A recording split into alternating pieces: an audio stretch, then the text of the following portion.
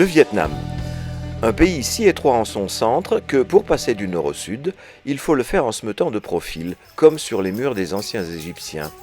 C'est d'ailleurs une influence esthétique que l'on retrouve dans certaines œuvres du peuple Cham, qui fut un des premiers à occuper ce pays. Et justement au centre, à Hue, en glissant en bateau-dragon sur la rivière des Parfums, si ces jeunes filles se sont habillées en bleu, blanc, rouge, pourquoi ne croirais-je pas que c'est un hommage au groupe de touristes français que nous sommes? Ce qui serait un paradoxe. Groupe d'anciens colonisateurs, groupe d'anciens ennemis. Qu'est-ce qui pousse les membres de ce grouillement humain à se réunir pour construire ensemble des palais, des temples, des maisons, des ponts? Et qu'est-ce qui les pousse au contraire à se porter l'un vers l'autre dans la violence la plus extrême?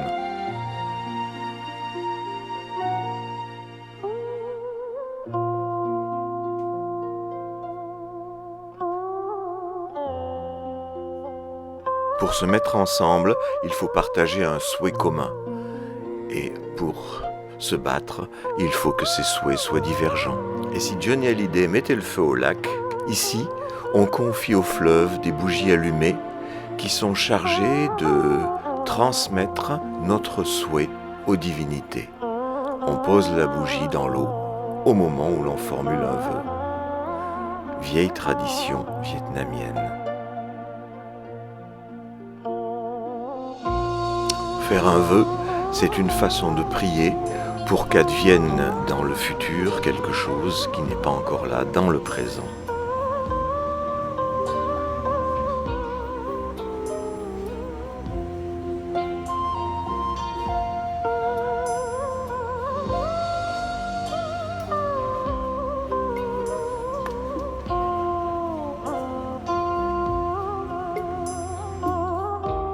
Voici un temple chinois à Saigon. On y trouve aussi bien Bouddha que Lao Tse, mais aussi et surtout ces trois génies qui sont respectivement la richesse, le bonheur et la longévité. Ici, c'est harmonieux entre le bouddhisme et le taoïsme. Et les offrandes pour lui, là, et pour les génies. Baguette d'encens, les fruits, du thé ou l'alcool. Et ça, c'est pas des ressorts de sommier installés au plafond pour le confort des dieux, ce sont des rouleaux d'encens. On en achète un pour une somme modique, on fait un vœu et un officiant vous l'installe au plafond où il va brûler pendant presque une semaine pour porter le message de votre vœu sous forme de fumée aux dieux. Grande douceur d'exécution. Mise à prix, 300 piastres. 300. 400. 420. 450. 460. 500. Madame, je vous en prie, laissez-moi ce tableau. On me dit que vous êtes riche. Pas moi. Je ne peux pas monter l'enchère. Mais ce paysage représente beaucoup pour moi. Asseyez-vous, monsieur. Pour cette fois, j'accepte votre enchère. Alors?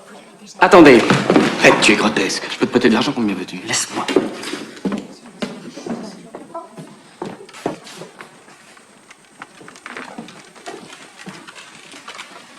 Dites-moi pourquoi vous l'aimez, pourquoi vous le trouvez beau. Et je vous le laisse. Finissons-en, Madame de Vries. 500. J'ai dessiné ce paysage des dizaines de fois au bout du jardin dans mon enfance. Mais je n'étais jamais satisfait. Il manquait cette vallée, cette colline un peu ombrée. Elle n'existe pas. L'artiste les a inventées. Moi, je n'aurais jamais eu cette audace. À 10 ans, on ne sait pas qu'il faut changer le monde.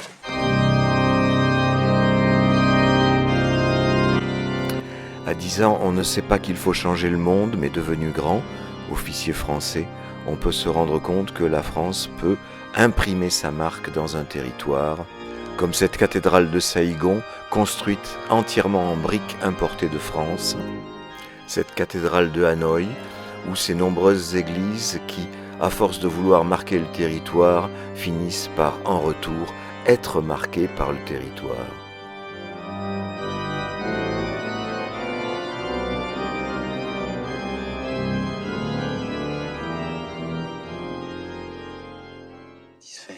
Il manquait cette vallée, cette colline un peu ombrée. Elle n'existe pas. L'artiste les a inventées. Pour inventer, il a fallu avoir un souhait. Et pour le réaliser, il a fallu faire un peu plus que mettre des petites bougies dans le fleuve ou faire brûler de l'encens. Il a fallu se retrousser les manches. Dire bonjour à ton âme. Un jour, j'irai là-bas. Dire bonjour, Vietnam. 65 ans plus tard, il n'en reste que quelques petites traces. L'indépendance marque tout de suite le paysage, comme ce pont dragon à Da Nang. Tout le monde a oublié le français, tout le monde parle anglais.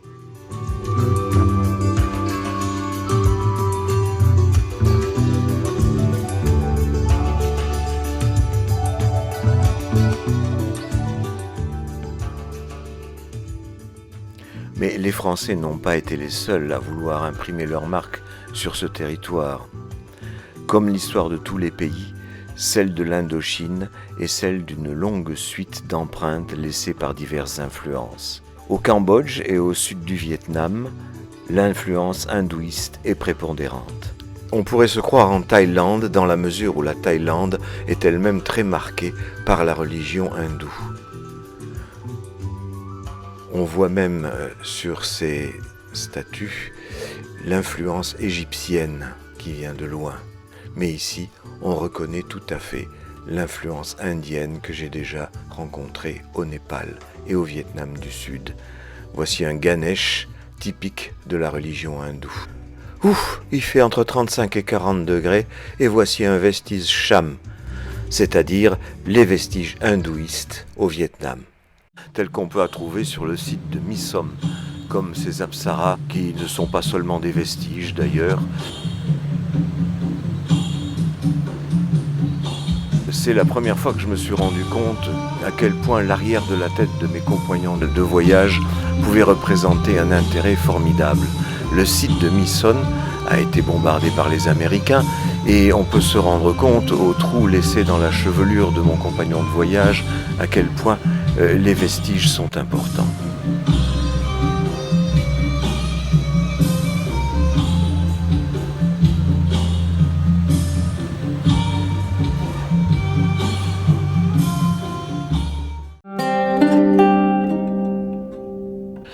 Et voici la mosquée de Chao Doc, un petit village sur pilotis dans le delta du Mékong. L'islam a fait sa place au niveau de la population Cham, qui était une des populations initiales du Vietnam, repoussée dans les confins du sud, hindouiste à la base et souvent convertie à l'islam comme ici. Le faste de la mosquée contraste avec la pauvreté du village, mais c'est pareil pour toutes les religions. La mosquée restera parce qu'elle est en dur, tandis que ce village pourra peut-être s'effacer. Tout comme en Angkor, où la seule chose qui reste, c'est le temple, tandis que les milliers d'habitations qui étaient autour ont disparu.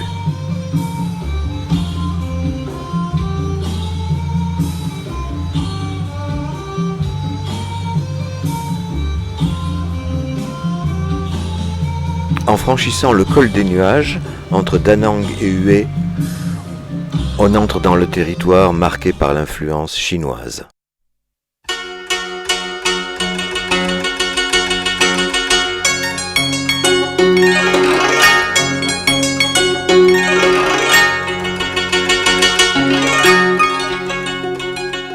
Et donc des religions telles que le confucianisme,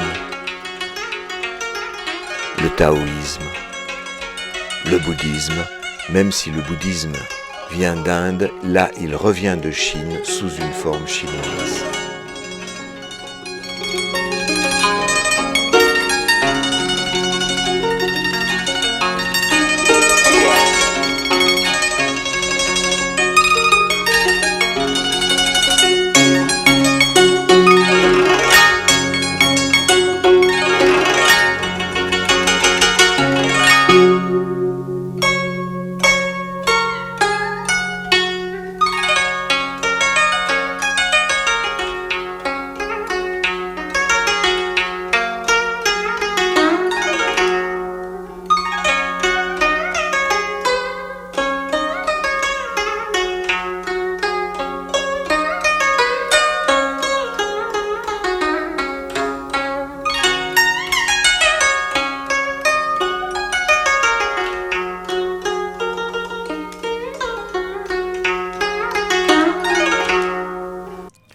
venons de voir le roi des singes, Sun Wukong, défier le Bouddha.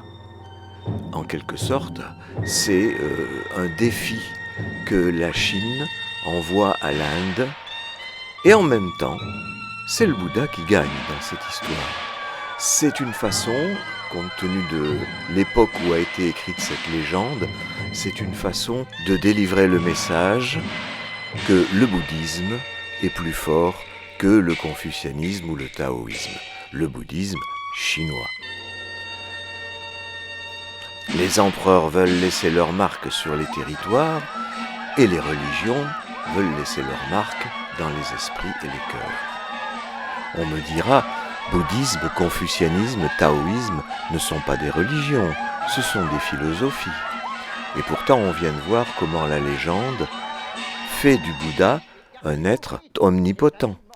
De même que Sun Wukong se présente déjà comme un dieu puisqu'il a déjà pris la place de l'empereur du ciel. Il y a une différence entre ce qu'ont dit les philosophes et puis ce qu'en a fait la population. La population qui est toujours avide de figures parentales que sont les dieux. En fait, si on regarde les choses d'un autre point de vue, on s'aperçoit vite que Sun Wukong n'est autre qu'un enfant capricieux. Mais comme les empereurs et comme les chefs de religion, ils veulent étendre leur territoire. Et là, il marque son territoire, eh bien, comme les chiens, en faisant pipi partout. Non, en faisant pipi à ce qu'il croit être la fin du monde, parce qu'il aurait marqué ainsi l'ensemble du monde, mais il s'aperçoit que c'est seulement la main du Bouddha. Eh bien, marquer son territoire avec du pipi, c'est la marque de son irrévérence, comme il dit, c'est aussi la marque de ce qu'il est un garçon, c'est-à-dire il a un phallus. Et il se trouve que la religion indienne, donc qui est prépondérante au Cambodge et dans le sud du Vietnam, la religion indienne n'a pas ces pudeurs qu'ont les religions aussi bien occidentales qu'orientales.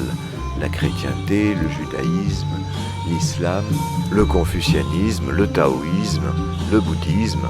Elle marque son territoire en plantant partout des lingas et des yonis, c'est-à-dire des sexes masculins et féminins. On garde les termes indiens parce que nous gardons quelques pudeurs. Autrement dit, elle ajoute au territoire ce que le peintre français ajoutait sur cette côte bretonne, c'est-à-dire une colline, linga, et un vallon, yoni. De la même façon que l'officier français voulait imprimer la marque de la France sur le Vietnam. Le linga dans le yoni, comme on le trouve fréquemment, c'est un linga qui sort du yoni, qui est une protection donc contre la castration. Et en même temps, c'est une image du rapport sexuel par lequel, en faisant des enfants, nous nous rendons immortels. L'immortalité, c'est ce que cherche Sun Wukong ici aussi, en mangeant les fruits d'immortalité réservés à l'empereur du ciel. Mais on voit bien de quoi est faite cette immortalité, puisque ces pêches ressemblent bien à un sexe féminin. En Orient comme en Occident, la pudeur transforme les représentations jusqu'à les rendre méconnaissables. Ainsi, dans cette représentation de Saint Georges tuant le dragon, par Uccello, nous avons une représentation du rapport sexuel, avec ce chevalier qui enfonce sa lame dans une gueule grande ouverte qui est du côté de la dame. Ce n'est pas parce qu'il y a de l'explicite dans la religion hindoue que l'implicite ne prend pas sa place ailleurs, comme ici, où nous voyons Garuda, l'aigle véhicule de Vishnu, se trouver à l'intérieur du déploiement des têtes du Naga à 5 têtes, et ce déploiement fait en sorte qu'on a l'impression de voir le petit oiseau à l'intérieur d'un sexe féminin. Ce qui est encore une protection contre la castration, même si le petit oiseau peut s'envoler. Le Naga lui-même, dans son déploiement à 7 têtes, comme ici, tel que j'ai pu le voir à Angkor, présente cette particularité d'être à la fois masculin et féminin. Masculin comme un serpent, dans absolument toutes les cultures, et ici déployé dans quelque chose qui ressemble à une ouverture féminine. Et voici le dieu Vishnu, cette fois sur sa monture, Garuda, en train de s'assurer que le petit oiseau ne va pas s'envoler. Voici une divinité inconnue dont on nous dit qu'elle est en prière et qu'elle tient à la main une fleur de lotus. Je veux bien, mais la fleur de lotus est quand même drôlement stylisée.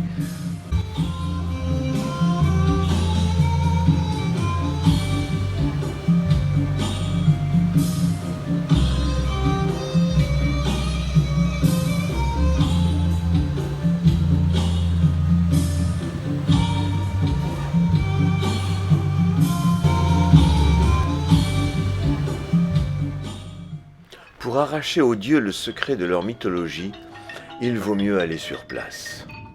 Et pour ça, il ne faut pas hésiter à grimper pas mal, des marches qui font bien 50 cm de haut, affronter des gardiens et même des gardiennes pour enfin se retrouver parmi les dieux. La redescente sur terre n'en sera pas facile pour autant. Et c'est bien l'injustice divine si pendant que certains descendent, d'autres montent. Comme le peintre qu'appréciait Jean-Baptiste dans le film Indochine, les ancêtres impriment leur marque sur les parents qui impriment leur marque sur l'enfant. Et on aimerait bien ne pas être marqué par la vieillesse et par la mort, en même temps qu'on aimerait bien garder une marque de notre origine, de cette procréation par laquelle nos parents ont cherché à être immortels. Les mythes de l'immortalité renvoient au mythe de la conception et de la naissance. Nous ne savons rien de notre propre naissance, excepté ce qu'on nous en a dit, et nous ne savons rien de la mort, excepté ce que nous en disent les religions. Et les religions se chargent aussi de nous dire ce qu'il en a été de l'origine du monde. Et parler de l'origine du monde, c'est une façon de parler de la procréation d'un individu, à se recréer le monde pour lui-même. C'est là où le sujet rejoint la collectivité, c'est-à-dire la société dans laquelle il est né, et dont il apprend les mythes et la culture. La culture s'imprime sur la nature, jusqu'à ce que la nature reprenne ses droits sur la culture.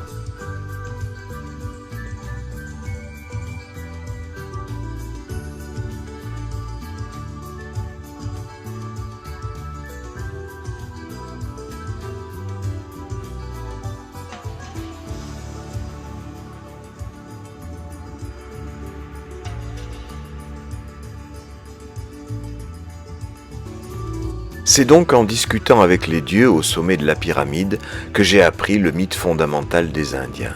C'est le baratage de la mer de lait que j'ai vu à Angkor sur une fresque, je crois que c'est la plus grande au monde, qui représente donc les dieux d'un côté, les démons de l'autre. 88 dieux et 92 démons pendant 1000 ans qui se sont mis ensemble comme autour d'une corde, sauf que la corde, c'est le Naga à 5 têtes, le serpent Vasuki. Comme on joue à tirer la corde, comme ça, et on voit l'équipe qui gagne, celle qui renverse l'équipe adverse. Mais là, il ne s'agit pas de renverser l'équipe adverse, il s'agit de barater la mer de lait.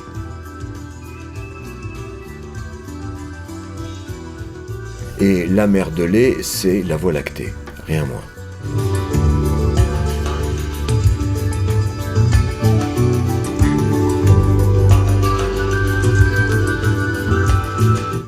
À force de tirer le serpent dans un sens et dans un autre, celui-ci a fini par cracher un poison que Vishnu s'est empressé de boire afin qu'il ne fasse pas disparaître l'humanité. Mais le baratage n'a pas produit que le poison, il a produit aussi tout un tas de choses miraculeuses nécessaires à la survie de l'humanité. Entre autres choses, il a produit le médecin des dieux tenant la coupe d'immortalité. Un poison violent d'un côté, la coupe d'immortalité de l'autre. Le Dieu ne va pas sans le diable. Mais au moment où apparaît le médecin des dieux tenant la coupe d'immortalité, eh bien, les démons veulent s'en emparer les premiers. Et voyant cela, Vishnu se transforme en la femme la plus belle du monde, ce qui détourne l'attention des démons, ce qui permet aux dieux de s'emparer de l'élixir d'immortalité.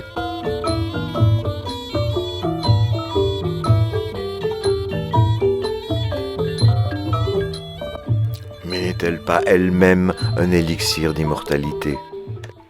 La sexualité apparaît ici sous une forme explicite, évidemment du côté des démons, pas du côté des dieux, là où elle était implicite dans le maniement du serpent Visanka. Autrement dit, à force de manipuler le serpent dans la mer de lait, il a craché du lait. Ce lait est allé dans la coupe d'immortalité. Et on sait effectivement en matière de relations sexuelles de quel lait il s'agit pour remplacer l'immortalité par la procréation. À ce lait s'oppose évidemment sa contrepartie, le poison, qui pourrait être entendu par exemple comme le harcèlement. Au fond, c'est comme un Occident, où Dieu lutte avec le diable par l'intermédiaire du serpent, qui introduit une chronologie inverse, à savoir que Adam et Ève sont d'abord immortels,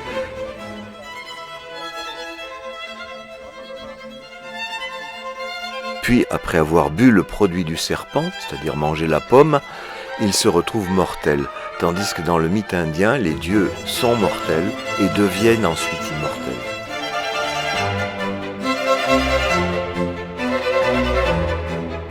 Après la rencontre avec le serpent et la consommation de la pomme, la Bible nous dit « ils virent qu'ils étaient nus ».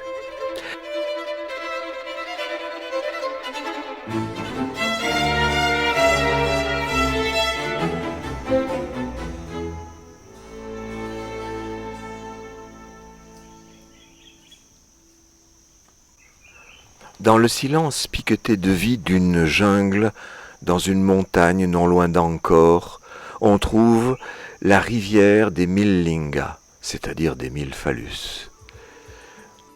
En effet, le fond de la rivière a été entièrement sculpté sur tout son cours par ces innombrables phallus, lingas. Plus il y en a, moins on court de risque. Parfois, un yoni essaie de rétablir l'équilibre. Pourquoi s'est-on donné toute cette peine ? Eh bien, pour que l'eau qui circule sur les lingas devienne de l'eau sacrée, pouvant servir pour les cérémonies, pour les purifications. De quoi se purifie-t-on, si ce n'est de l'angoisse de castration ? Au bord de cette étrange rivière se tient une évocation d'une autre version de la création du monde. Vishnu dort dans les replis du serpent Visanka, celui-là même qui a servi au barattage de la mer de lait, et de son nombril naît un lotus, et dans le lotus naît Brahma qui va créer le monde. Cette tige de lotus, cordon ombilical qui rejoint Vishnu et Brahma, c'est la même chose que le serpent Vasuki ou Visanka, étant donné que dans certaines représentations, on voit Dieu et démons en train d'agiter cette tige, ce cordon ombilical, comme ils avaient agité le serpent. Par ailleurs, on peut voir ici Vishnu comme dans une caverne, comme dans l'utérus maternel, agrippé à son cordon ombilical, et Brahma étant sa forme née, en quelque sorte. Sur la place royale de Phnom Penh, on voit ici 4 najas nouer leur queue pour former la tige de la fleur de lotus que l'on voit s'épanouir à leur sommet. Tige de lotus, cordon ombilical, serpent, phallus, tout cela, ce sont des représentations différentes de ce qu'est un engendrement, tel qu'on le voit représenté ici sous la forme d'un accouchement sur les murs de Taprom à Angkor. Il se trouve que le barattage de la mer de lait a aussi produit les apsaras, c'est-à-dire les danseuses mythiques que l'on retrouve sur tous les bas-reliefs à Angkor et dans les temples indiens, et aussi Lakshmi, la déesse de la beauté et de la fortune. J'ai demandé à Vishnu pourquoi les apsaras collaient leurs talons sur leur sexe, dans une contorsion qu'elles ne sont incapables de faire dans la réalité. Eh bien, m'a-t-il répondu gentiment, au lieu d'avoir leur yoni tout seul et tout vide, c'est comme si elles s'étaient accrochées un linga supplémentaire, en protection contre la castration.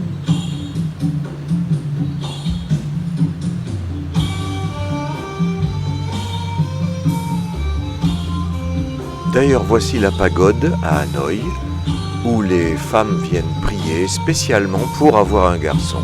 Elle se nomme la pagode au pilier unique et on comprend de quel pilier il s'agit.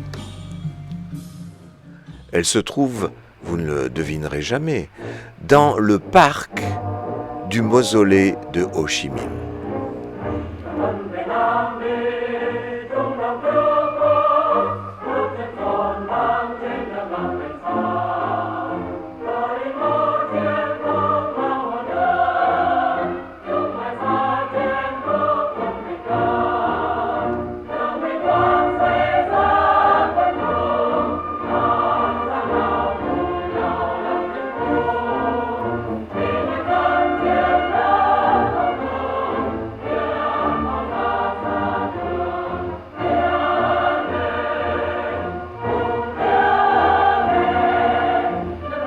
Ho Chi Minh, voilà un type qui a su imprimer sa marque sur son territoire. 50 ans de lutte pour évincer le colonialisme français, puis imposer le communisme contre le Vietnam du Sud soutenu par les Américains.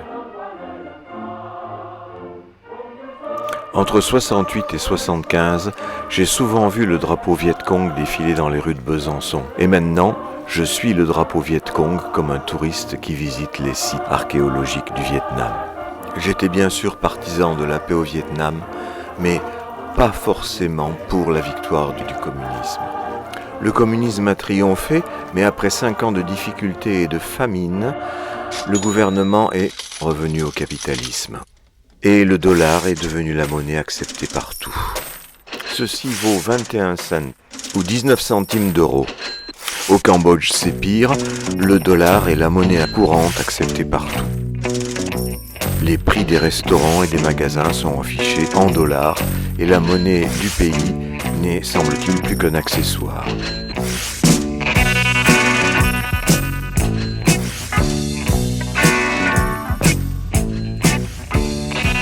En revanche, dans les jardins du Palais Royal,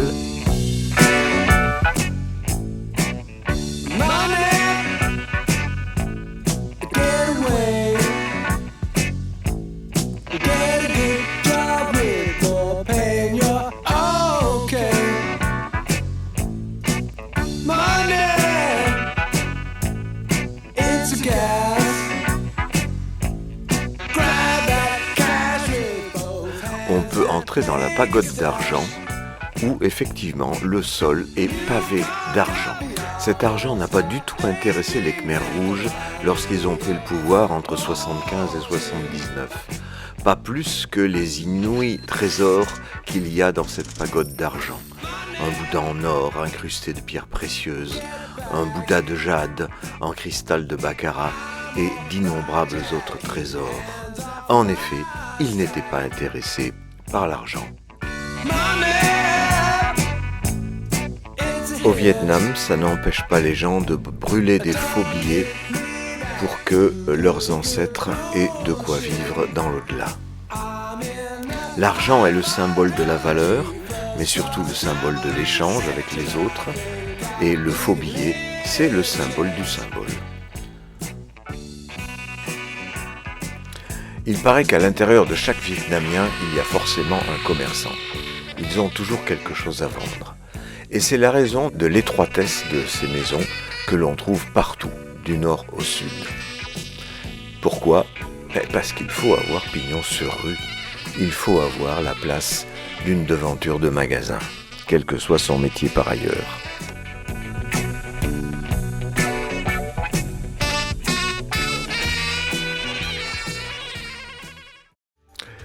Excepté quelques zones de pauvreté, comme ce village de pêcheurs,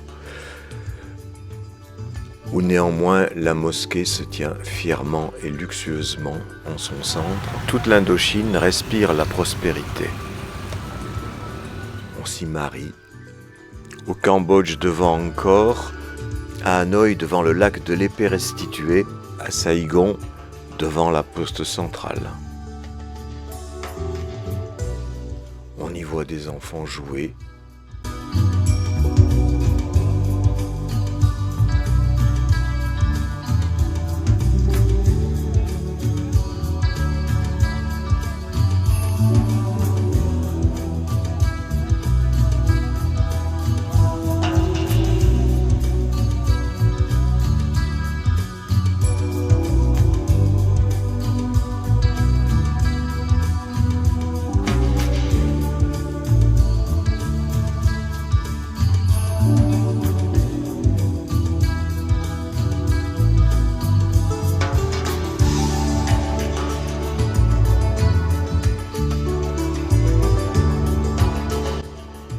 très rarement mendier comme ces petites filles.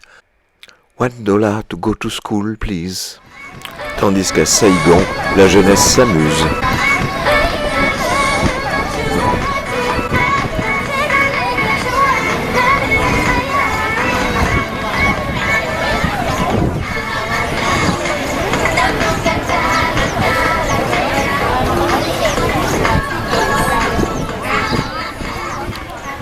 Avec le concours du dollar, la culture occidentale a marqué le paysage peut-être plus qu'au Chili.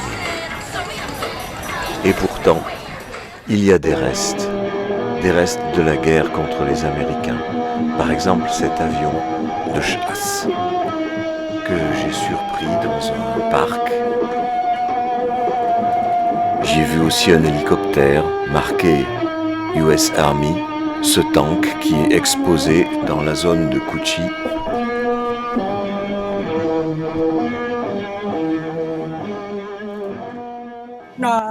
Les maquisards ici, de Cuchi, creusaient la terre. Les tunnels sur les 3 niveaux. Le premier était à 1 mètre jusqu'à 3 mètres de la terre. Deuxième était 3 jusqu'à 6 mètres de la terre.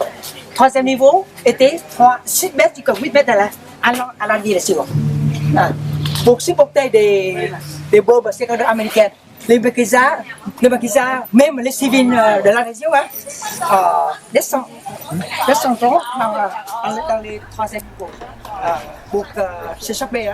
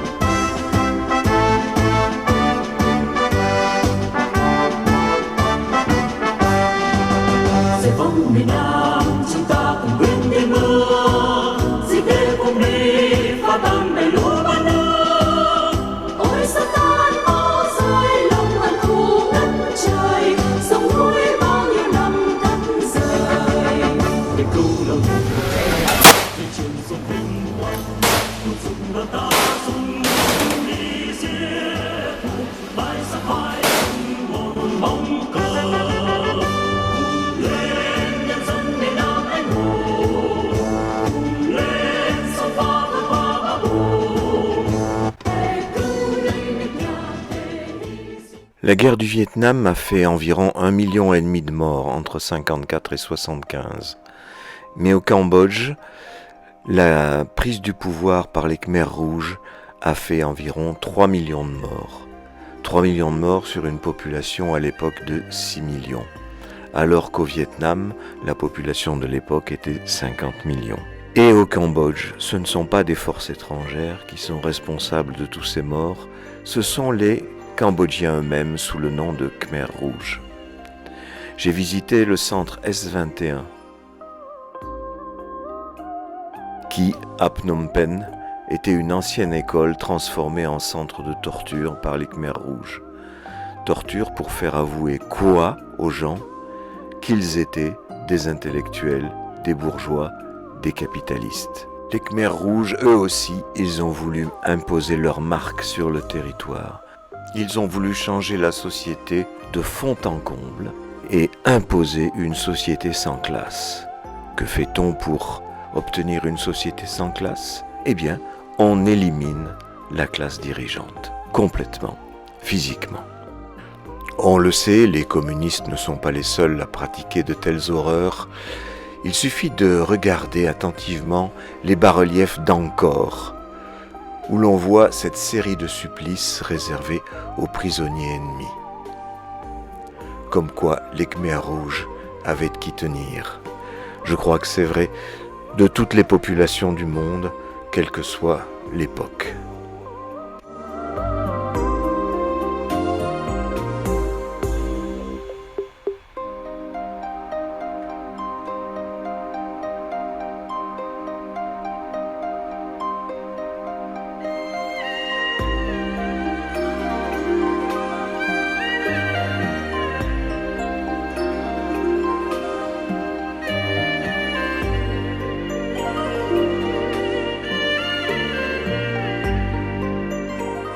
Cela date de l'Empire khmer qui a dominé la péninsule indochinoise du 9e au 13e siècle.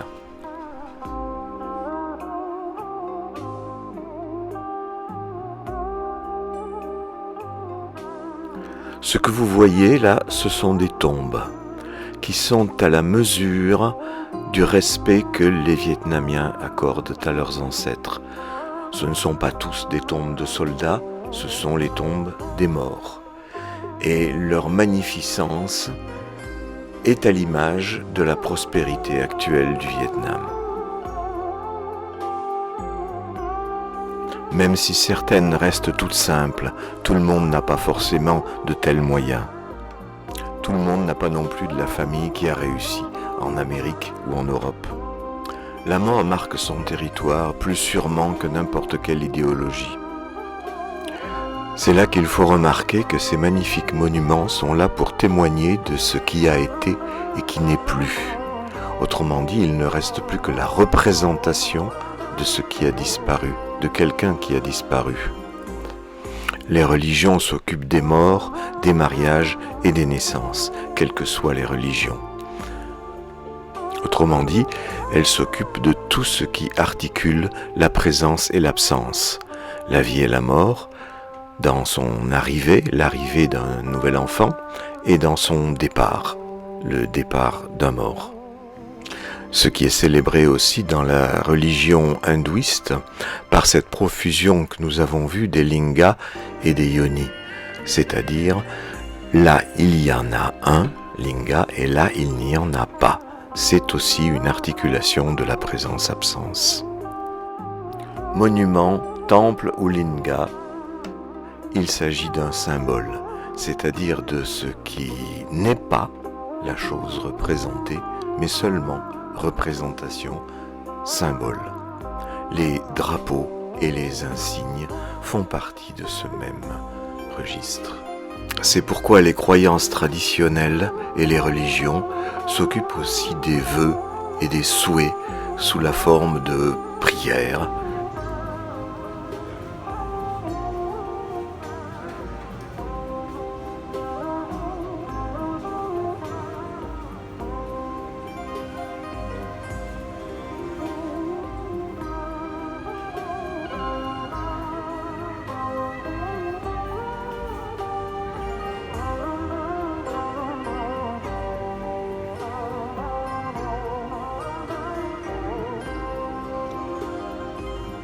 Ou de bougies confiées au flot du fleuve.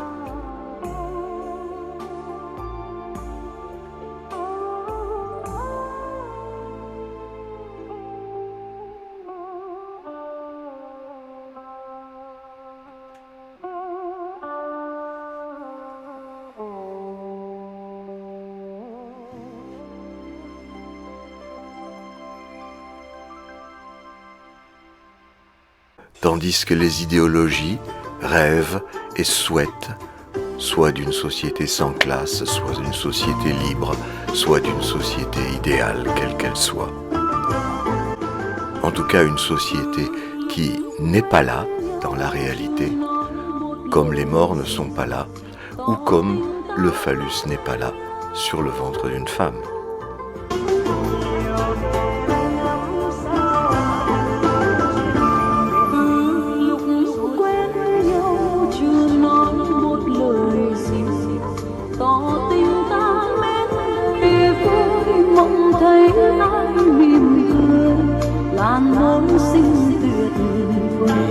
Rồi buồn ơi, ánh trăng soi còn đó và nghe hơi gió biết rằng mình vừa mơ. Yêu hồn như nở hoa dây mộng tuyệt vời, nắm thương lại trong bàn tay một câu nói thương. Đôi khi gặp nhau muốn khơi nhưng rồi lại thôi, nói ra sẽ ngại mặc kệ gió trôi.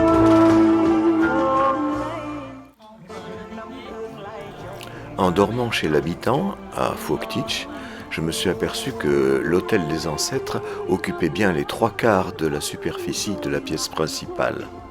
Façon de rendre hommage aux ancêtres ou d'être branché sur ce qui est absent.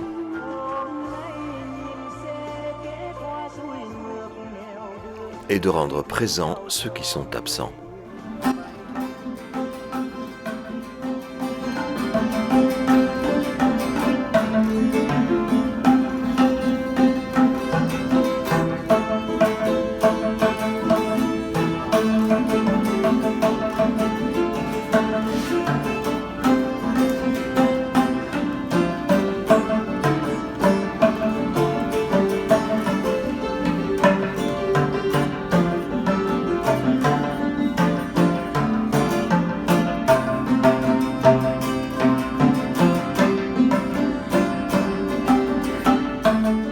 Au centre d'Hanoï se tient le temple de la littérature, université la plus vieille du pays, 1000 ans, où l'on vénère plutôt Confucius que Brahma Shiva Vishnu. C'est la grande différence entre le Vietnam du Sud, influencé par l'Inde, et le Vietnam du Nord, influencé par la Chine.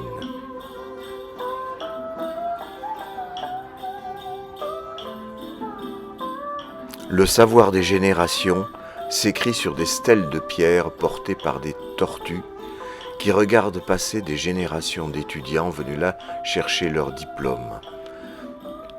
Tout le monde vient chercher son diplôme au temple de la littérature, mais comme il n'y a pas de place pour tous les étudiants, c'est tout au long de l'année que se déroulent des cérémonies de remise de diplôme, un diplôme qui est remis avant le passage des examens.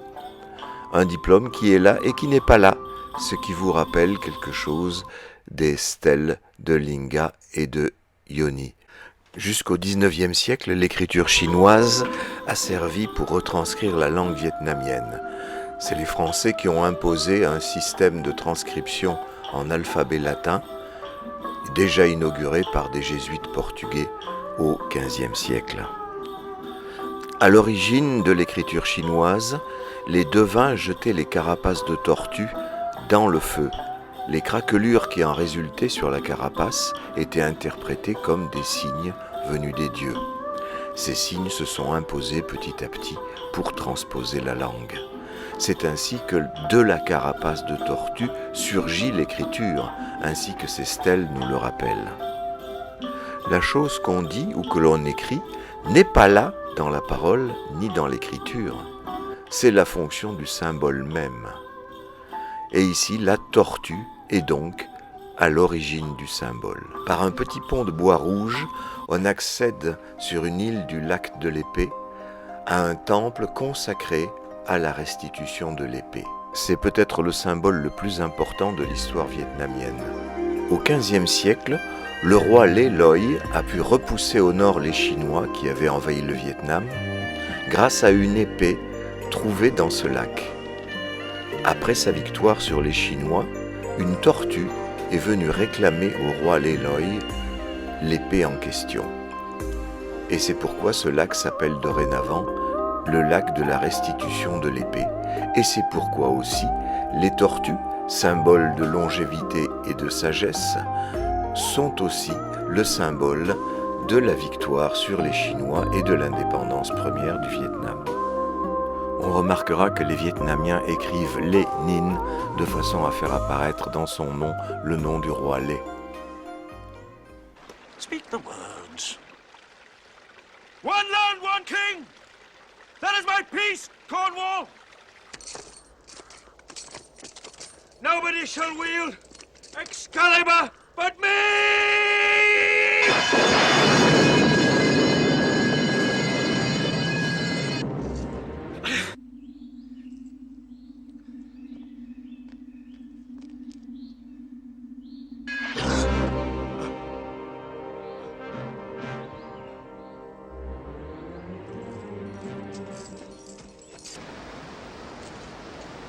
I am nothing.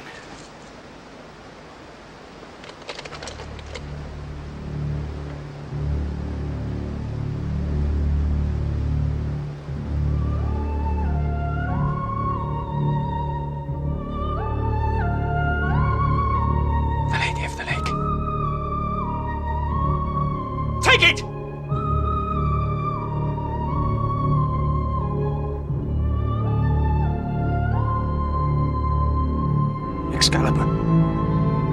Is it true? Take it quickly!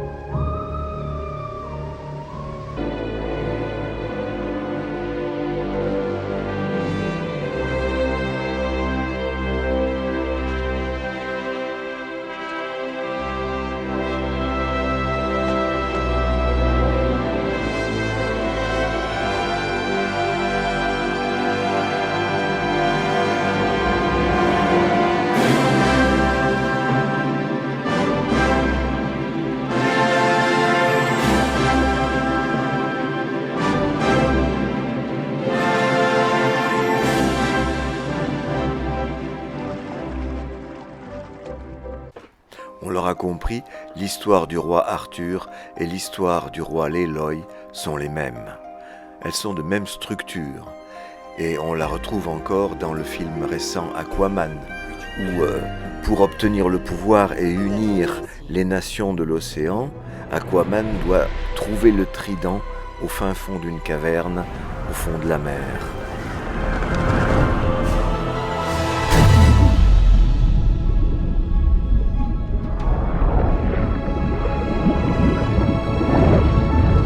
Celui-ci est le trident perdu d'Atlan. Oh, je connais l'histoire. C'est plus qu'une histoire. Ce trident est réel. Il a été forgé par les plus grands armuriers de l'histoire. Façonné dans l'acier de Poséidon pour le roi Atlan. Le premier souverain d'Atlantis. Selon la légende, le trident possède le pouvoir de contrôler l'océan. Au palais royal de Phnom Penh, dans les armes du souverain, l'épée est couchée, indiquant qu'il n'a pas de pouvoir. On trouve même dans la cathédrale de Hanoï la figure inattendue de Saint Louis qui est allé chercher les symboles de son pouvoir à Jérusalem, un bout de croix et une couronne d'épines. Il se trouve que cette structure rejoint celle de mes rêves les plus fréquents, où je dois aller chercher quelque chose qui ressemble au phallus, au fin fond du ventre de ma mère. C'est la communauté de structures de ces mythes, de ces films et de mes rêves qui m'autorise à faire l'hypothèse d'une universalité d'une telle structure. On va chercher le phallus au fond du ventre de la mer, qu'on soit garçon ou fille.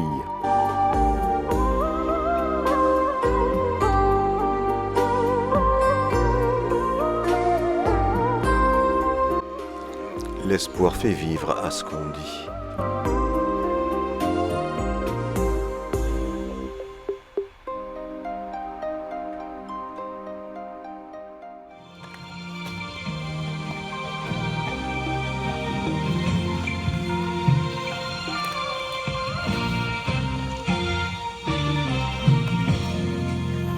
Dù đi xa tới đâu, lòng tôi luôn nhớ mong về làng quê cũ xưa, làng vương tình thương kia.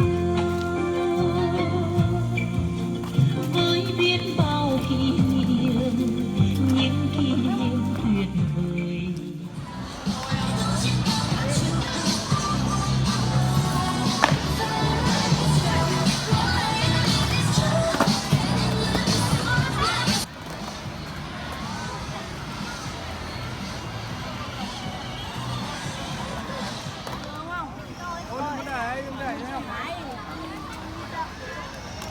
Bao niềm thương nhớ, quê tôi đẹp làm sao, dòng sông lơ mơ mộng là nơi gái trai hẹn hò bên nhau những mùa trắng tỏ. Sông ô lơ thiết bao lời thủy chung nghĩa tình son sắc của những mối tình lứa đôi. Sông ô lâu chân thiết bao lời thủy chung nghĩa tình son sắc của những mối tình lứa đôi.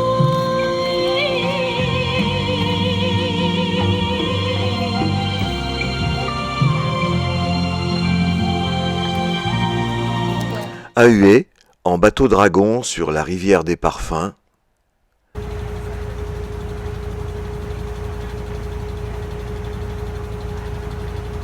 on se dirige vers la pagode de la Dame Céleste.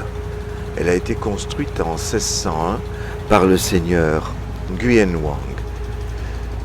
Il avait vu une vieille dame apparaître en ce lieu qui lui avait promis que celui qui construirait là une pagode fonderait une grande dynastie.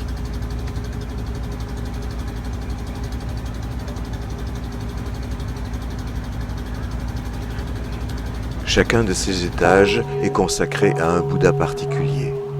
Voici quelques exemplaires de Bouddha que l'on trouve à l'intérieur.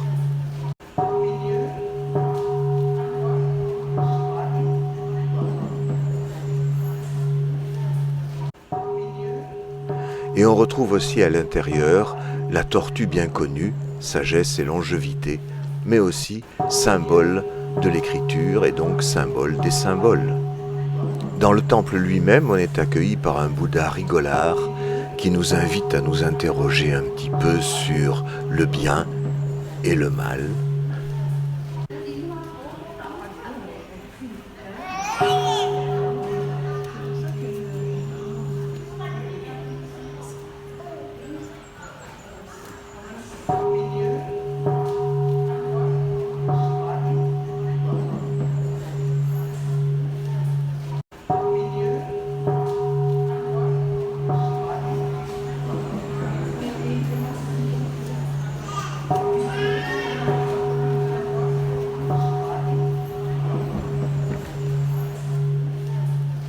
Les symboles sont le produit de l'histoire et de la culture. La svastika ici ne symbolise que le soleil, ce n'est pas le sinistre emblème nazi. C'est pourquoi on le retrouve carrément dans une forme des pavillons de la citadelle de Hué. Sur place, cet endroit respire la paix et la beauté. Ce n'est qu'une succession de galeries couvertes permettant une promenade à l'ombre dans un jardin planté de bonsaïs.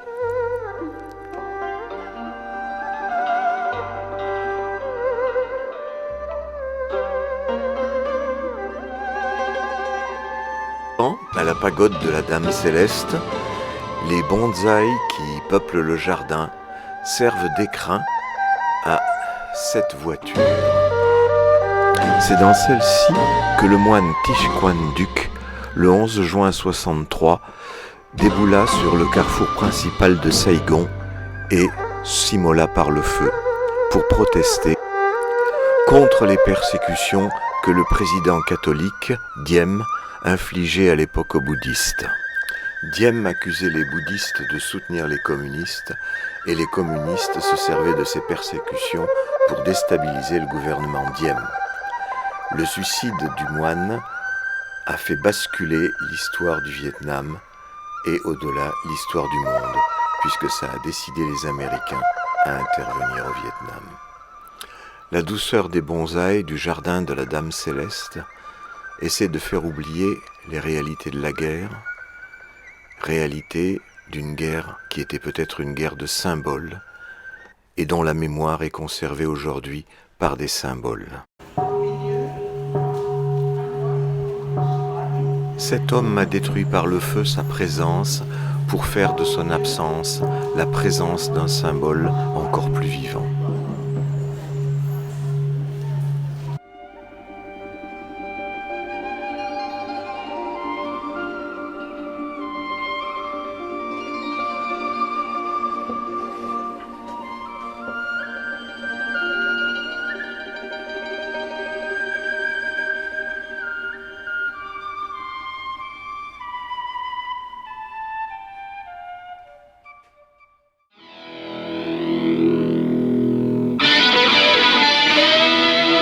la citadelle de Hue, résidence des empereurs, lorsque Hue était la capitale du Vietnam. Cette citadelle, inspirée de Vauban, a été une véritable place forte de l'armée sud-vietnamienne pendant la guerre du Vietnam.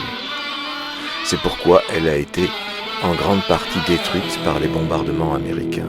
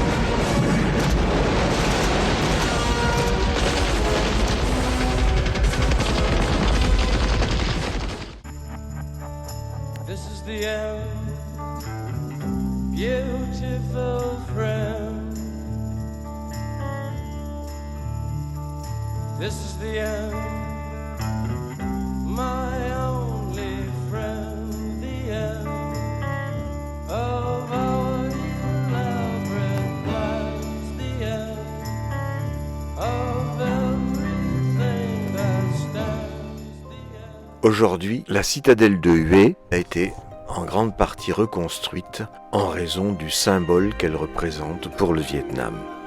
Et puisque, en tant que touriste, je ne fais que me promener dans des symboles, je m'interroge sur les symboles que j'utilise tous les jours, à savoir la parole, et notamment à propos de cette citadelle de Hue. J'ai entendu dire par un guide ceci. La citadelle de Hue, pendant la guerre du Vietnam, était une place forte de l'armée sud-vietnamienne. Pendant l'offensive du T, en 68, les Viet Cong ont envahi cette citadelle, ce qui a été facile puisqu'ils ont profité de la surprise de la fête du Thé.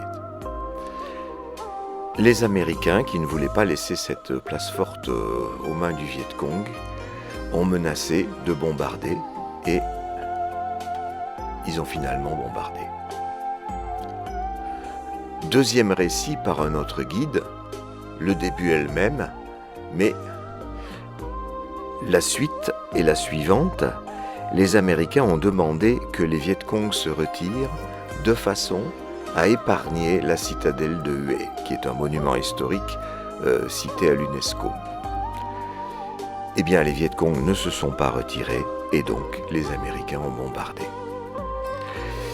Il s'en déduit la question des symboles, où un symbole comme la citadelle de Hué peut être plus importante que des vies humaines, et où la question même des symboles que nous employons, c'est-à-dire des paroles que nous employons, c'est-à-dire des récits que nous faisons, eh bien, donne deux versions de l'histoire différentes.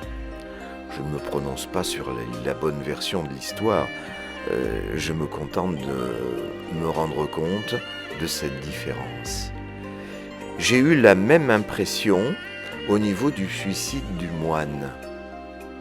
Quand j'en ai entendu parler à la radio, j'avais 13 ans, je m'éveillais au monde et j'ai pensé qu'il s'était suicidé pour protester contre la guerre.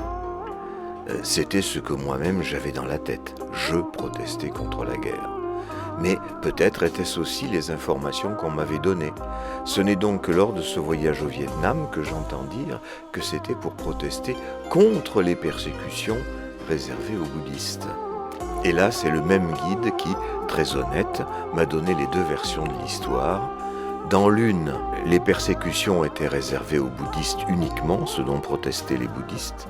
Et dans l'autre, c'est parce que effectivement, les bouddhistes étaient les alliés objectifs du Viet Cong et que des Viet Cong profitaient de l'habit du moine pour franchir la frontière et infiltrer les lignes au Sud-Vietnam. Enfin, dernière mise en question de la vérité au sujet de cette guerre, j'ai vu dans le bus un film de propagande, on peut l'appeler comme ça, qui nous parlait de la résistance des Vietnamiens contre les envahisseurs américains. Ce film mettait en valeur des bons soldats Viet Cong qui étaient qualifiés d'exterminateurs d'Américains. Je trouvais le terme un peu excessif. Et le film présentait l'ensemble du peuple vietnamien en lutte contre les Américains. Or, les Américains s'étant retirés en 1973, il y a eu encore après 2 ans de guerre civile, jusqu'à la victoire du Viet Cong en 1975, 2 ans de guerre civile entre Vietnamiens. Et donc, ce n'était pas une guerre des Vietnamiens unis contre l'envahisseur américain. La question de la vérité de ce qu'on dit se pose tout le temps, chaque fois qu'on dit quelque chose, mais spécialement lorsque des vies humaines sont en jeu, et spécialement lorsque l'origine de la vie humaine est en jeu, ce qui nous ramène au mythe que l'on raconte sur l'origine de l'homme et l'origine du monde. Est-ce Vishnu, est-ce Brahma, est-ce Shiva, selon les régions de l'Inde, selon les régions de l'Asie du Sud-Est, ce n'est pas le même Dieu, mais c'est toujours la même trilogie. Et, comme on l'a vu, entre l'Orient et l'Occident, ce ne sont pas les mêmes dieux, mais le mythe a la même structure, tout comme le mythe du roi Arthur. Il y a donc une vérité de la structure, au-delà des paroles qui peuvent être des mythes, voire des mensonges.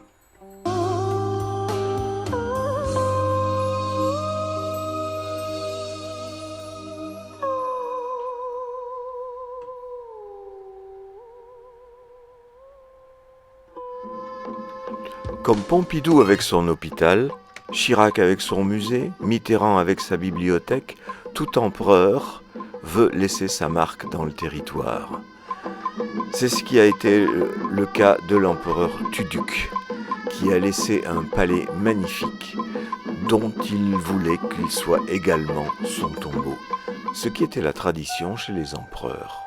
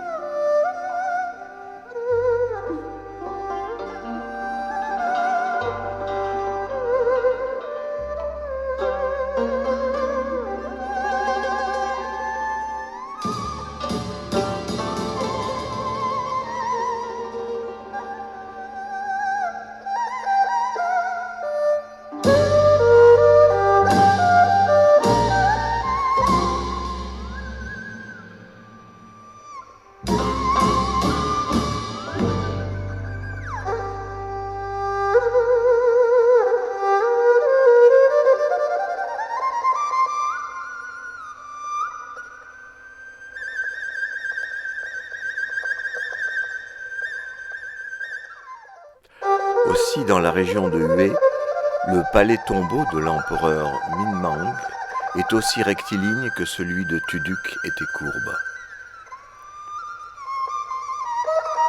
Il est construit sur le modèle de la cité impériale de Pékin.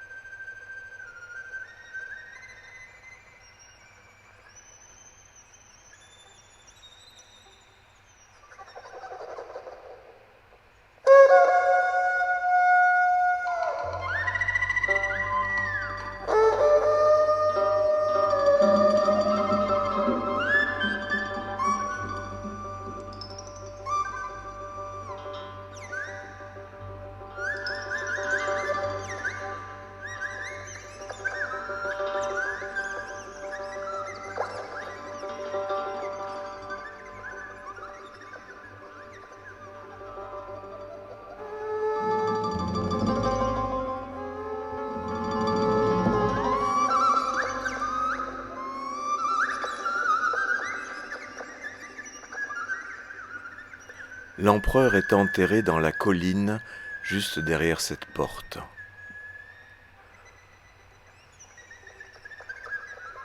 Porte close à tout jamais sur l'éternité.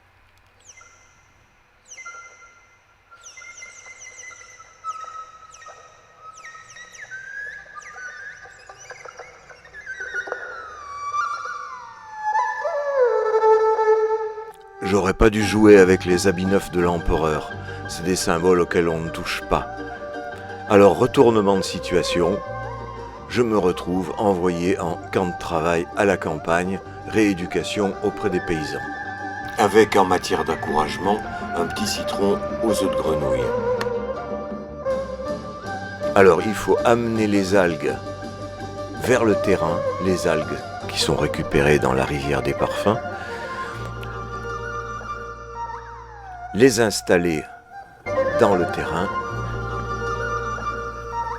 bien tassés, ce qui veut dire que la rééducation ne se fait pas forcément dans la tristesse, recouvrir et enfin planter des choux.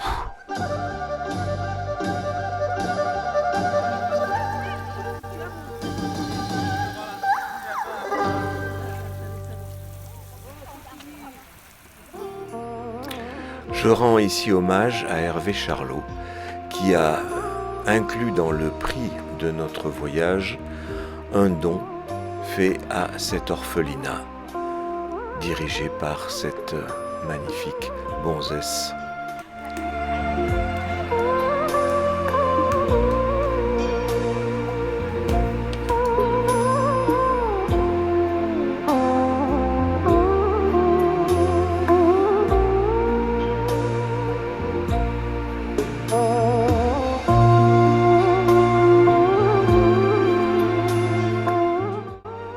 L'orphelinat abrite en son sein un petit temple dédié à la Bodhisattva Guanyin. Une Bodhisattva est une disciple de Bouddha qui, parvenue à l'illumination, revient vers les hommes pour les aider. On trouve le long des routes des myriades de boutiques de sculpteurs qui vendent des statues de toutes sortes, mais parmi lesquelles quand même la figure de Guanyin semble prépondérante. Celle-ci à Da Nang fait 17 étages.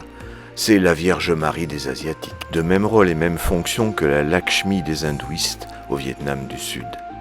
À côté des dieux se tient toujours l'image d'une femme miséricordieuse. Ce n'est pas parce qu'elle est femme et généreuse et s'occupant des enfants que le phallus semble absent de ses préoccupations, vu sa position sur le dragon. Ce qui pourrait nous refaire penser au Saint-Georges d'Uccello, où la dame a visiblement dompté le dragon puisqu'elle le tient en laisse, tandis que Guanyin marche sur la tête du dragon. Toujours dans le cadre de notre identification à la Bodhisattva, le prix de notre ticket incluait aussi un don à cette école située non loin de Hue.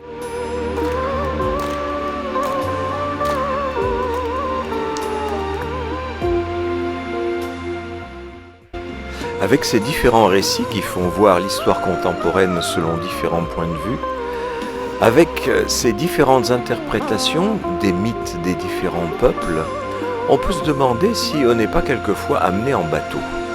Et dans ce voyage, nous avons été pas mal amenés en bateau. Comme ici, dans la remontée du Mekong, de Chao Doc jusqu'à Phnom Penh.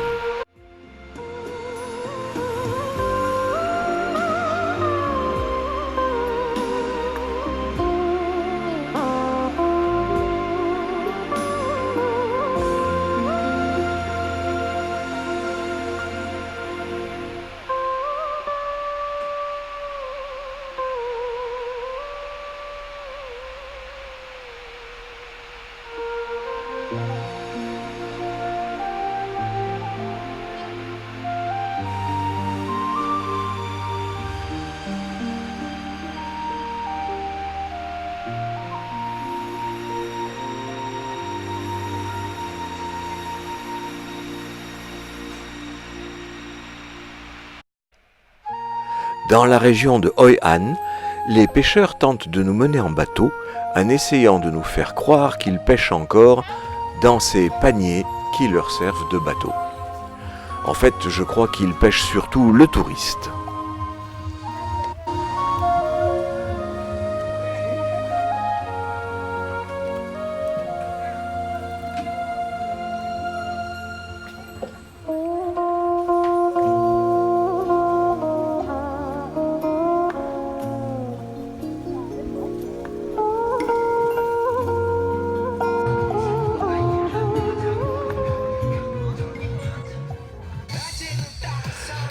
Ce pêcheur-là, qui a bien compris que le touriste était le plus gros poisson, a trouvé une manière inattendue d'attirer son attention pour attirer à lui les dollars.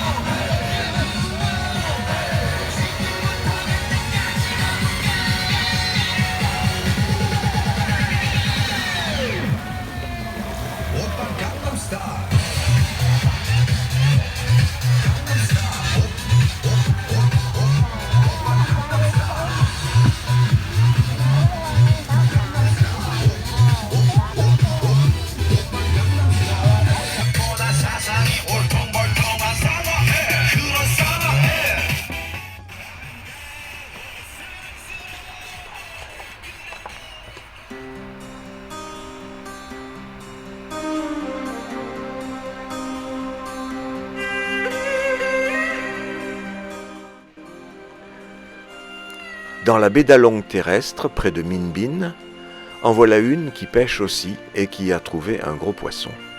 Chacun sa méthode.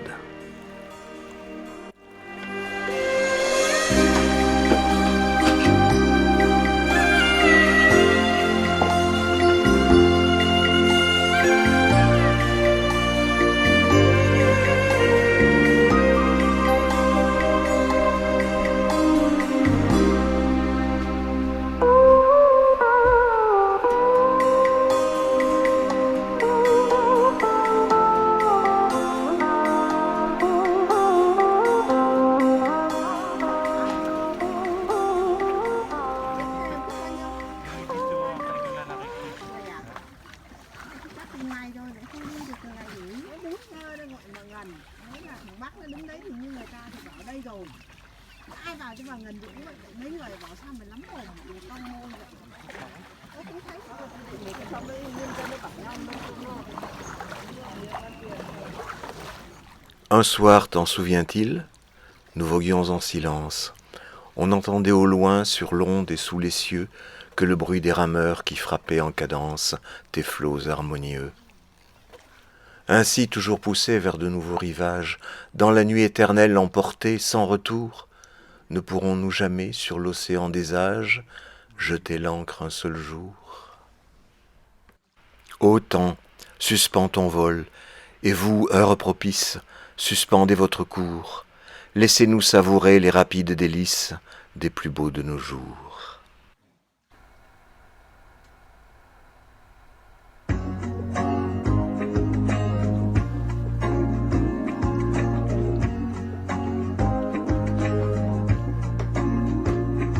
Raconte-moi ce mot étrange et difficile à prononcer que je porte depuis que je suis née.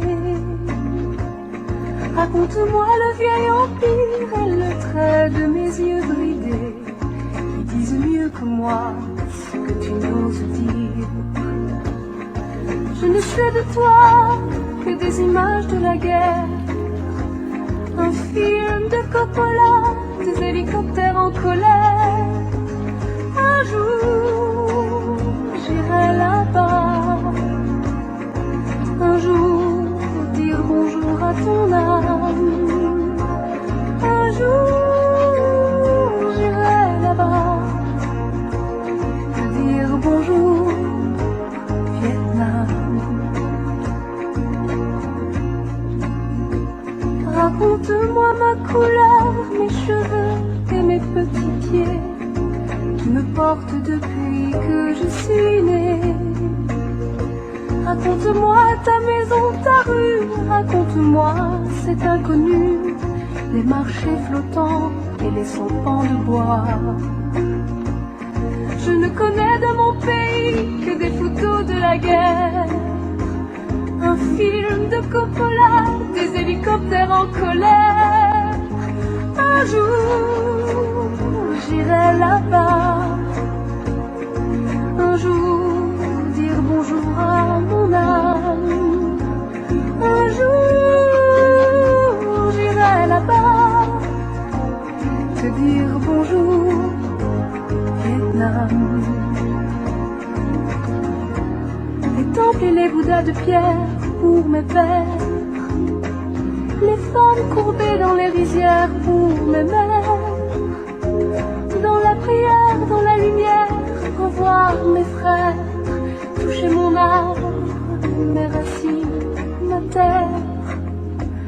Un jour, j'irai là-bas. Un jour, dire bonjour à mon âme. Un jour, j'irai là-bas. Te dire bonjour, Vietnam. Te dire bonjour, Vietnam.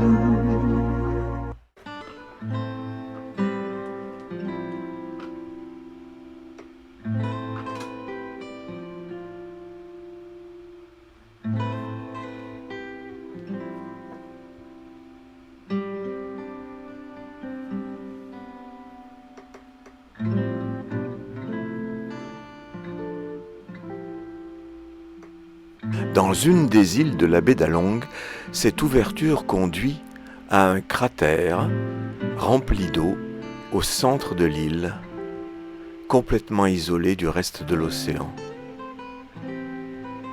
Cette caverne est la seule issue, et là vit un étrange peuple qui a été importé là par les humains. Il vit dans ce petit paradis, complètement libres, peut-être. Ils sont à moitié nourris par les humains et accessoirement, ils servent d'expérimentation pour les vaccins.